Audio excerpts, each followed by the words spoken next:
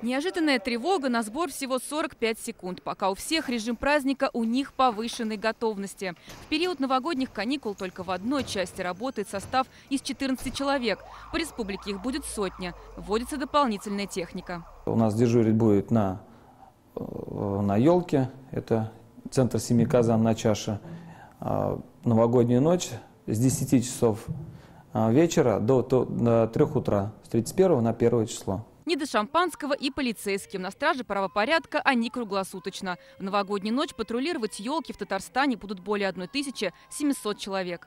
Вечер Смирнов, 95. Без сна и отдыха на посту и скорая помощь. В новогодние праздники без происшествий, говорят, не обходится. В новогодние праздничные дни организована работа 80 круглосуточных бригад скорой медицинской помощи. А вот если неотложная помощь понадобится вашему питомцу, вы можете смело обращаться в ветклинику. Некоторые из них работают круглосуточно, а некоторые по определенному графику. Государственные клиники в каникулы будут работать ежедневно.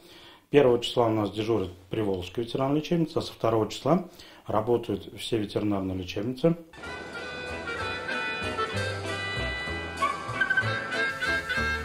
Свой автомобиль в праздник вы можете смело оставить дома и отправиться в гости на общественном транспорте. Метро работает в обычном режиме с 6 до 12 и так все каникулы. В новогоднюю ночь общественный транспорт в Казани будет курсировать до 2 утра. Рабочий день удлинится не только у столичных водителей и кондукторов.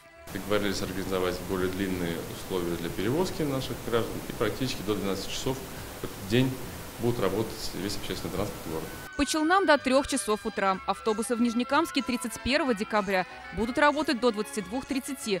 1 января перевозка пассажиров начнется в 5:30. Движение общественного транспорта будет по расписанию выходного дня.